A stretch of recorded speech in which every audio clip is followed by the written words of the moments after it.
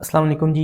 आज एक ऐसी ख़तरनाक बीमारी के बारे में बात करेंगे जो आपसे आपके बोलने की सकत को फ़ौरी तौर पे छीन सकती है, या आपके चेहरे को टेढ़ा कर सकती है, या आपके अज़ा को काम करने से रोक सकती है। अगर आप इसको इग्नोर करेंगे तो आपको ज़िंदगी भर की मजूरी का सामना करना पड़ सकता है या मौत का सामना करना पड़ सकता है। मैं बात कर रहा हूँ स्ट्रोक, यानी जिसे आम ज़ुबान में फ़ालिज या ब्रेन अटैक कहते हैं। अस्सलाम वालेकुम जी, मेरा नाम है डॉक्टर अब्दुल्ला गुंदल और आप देख रहे हैं health talks with doctor Abdullah Gondal. इस वीडियो के अंदर हम जानेंगे कि आखिर फ़ालिज होता क्यों है, इसकी क्या कौन कौन सी इकसाम हैं और इसकी अलामात क्या हैं, और अगर किसी को फ़ालिज हो जाए तो हमें कौन कौन सी चीज़ें अपने माइंड में रखनी हैं और इसको प्रिवेंट कैसे किया जा सकता है। फ़ालिज के केस में असल में होता ये है कि खून की वो नालियाँ जो दिमाग को ब्लड सप्लाई कर रही होती हैं, उनके अंदर या क्लॉट आ जाता है या वो नालियाँ फट जाती हैं, जिसकी वजह से जो ब्रेन के सेल्स हैं उनको खून की सप्लाई नहीं मिलती। और जब ब्रेन सेल्स को खून की सप्लाई और ग्लूकोज की सप्लाई नहीं मिलती तो उसकी वजह से ब्रेन सेल डैमेज होना शुरू हो जाते हैं, या आप यूँ कह सकते हैं कि वो मरना शुरू हो जाते हैं। फ़ालिज की दो इकसाम होती हैं। एक किस्म होती है जिसे इस्कीमिक स्ट्रोक कहते हैं, जबकि दूसरी किस्म होती है जिसको हेमरेजिक स्ट्रोक कहते हैं। इस्कीमिक स्ट्रोक के अंदर ये होता है कि खून की नालियों के अंदर क्लॉट जम जाता है, जिसकी वजह से फर्दर खून की सप्लाई रुक जाती है। ये सबसे कॉमन टाइप है फ़ालिज की। फिर इसके बाद दूसरी टाइप है जिसके अंदर खून की नालियाँ फट जाती हैं और ब्लड दिमाग के अंदर जमा होना शुरू हो जाता है, और ये सबसे ख़तरनाक टाइप है फ़ालिज की। अब एज़ अ रिज़ल्ट होता क्या है, अगर क्लॉट आ जाए या खून की नालियाँ फट जाएँ तो जब ब्लड सप्लाई रुकती है तो कुछ अलामात आती हैं। उन अलामात के अंदर आता है कि आपके जिस्म का कोई भी हिस्सा आपको कमज़ोर फ़ील होना शुरू हो जाता है, या एक हिस्सा या एक साइड पूरी मफलूज हो सकती है। उसके अलावा आपको सर में शदीद दर्द हो सकता है या चक्कर आ सकते हैं, और उसके साथ उल्टियाँ या मतली की कैफ़ियत आ जाती है। इसके अलावा आपकी बिनाई पे इफ़ेक्ट होता है, जिसकी वजह से आपको धुंधला नज़र आता है, या आपकी बिनाई जो होती है वो कमज़ोर हो जाती है, और आपको बेहोशी भी हो सकती है।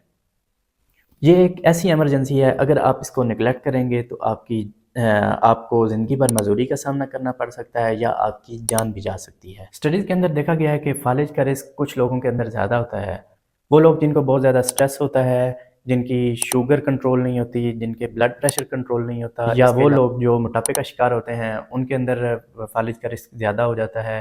फिर इसके साथ साथ जिनका कोलेस्ट्रॉल लेवल ज़्यादा होता है, उनके अंदर फ़ालिज का रिस्क जो होता है वो ज़्यादा होता है। इसी तरह जो लोग एक्सरसाइज़ नहीं करते और सेडेंटरी लाइफ़स्टाइल है उनका, और जो ज़्यादातर तली हुई चीज़ें इस्तेमाल करते हैं, तो उनके अंदर फ़ालिज का रिस्क जो होता है वो बढ़ जाता है। फ़ालिज के केस में एक-एक मिनट बहुत ज़्यादा कीमती होता है। जितनी देर होगी उतना दिमाग ज़्यादा नुकसान उठाएगा।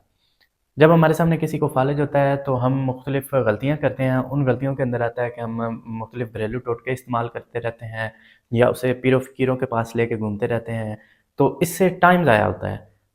अगर आप टाइमली पहुँच जाएँगे तो इससे आपके मरीज़ की मजूरी के चांसेस या उसकी मौत के चांसेस काफ़ी हद तक डिक्रीज़ हो जाते हैं।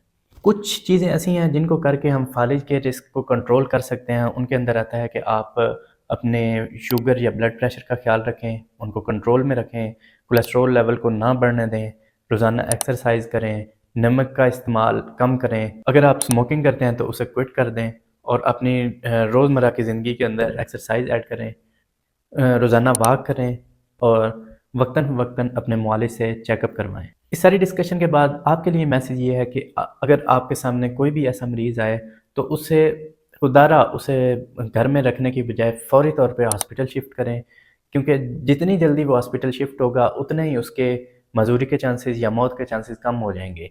आप जितनी जल्दी मरीज़ को हॉस्पिटल पहुंचाएँगे, उसका सीटी स्कैन होगा, उसकी बेस पे ही डिसाइड किया जाएगा कि ये इस्कीमिक स्ट्रोक है या हेमरेजिक स्ट्रोक है।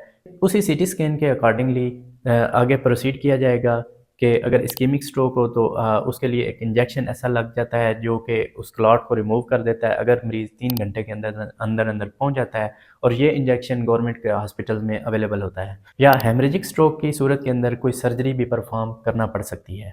अब अगर आपको या आपके सामने किसी मरीज़ को اس طرح کی کوئی کمزوری فیل ہوتی ہے، ہاتھ میں سونپن آتا ہے، چہرہ ٹیڑھا ہو جاتا ہے یا زبان کے اندر لکنت آتی ہے، تو آپ نے فوری طور پہ اسے ہاسپٹل پہنچانا ہے تاکہ اس کی ارلی مینجمنٹ کر کے اس کی زندگی کو یا اس کی زندگی کو بچایا جا سکے یا اس کو لانگ ٹرم کی معذوری سے بچایا جا سکے۔ کیونکہ اگر آپ ٹائملی پیشنٹ کو ہاسپٹل پہنچا دیں گے تو اگر اسے معذوری ہو بھی جاتی ہے تو اس کا ڈیوریشن شارٹ ہو جاتا ہے کہ اگر اس کی ارلی مینجمنٹ کر دی جائے۔ یہ تھی آج کی ڈسکشن فالج یا سٹروک کے بارے میں۔ امید ہے یہ معلومات آپ کے لیے مفید ثابت ہوں گی۔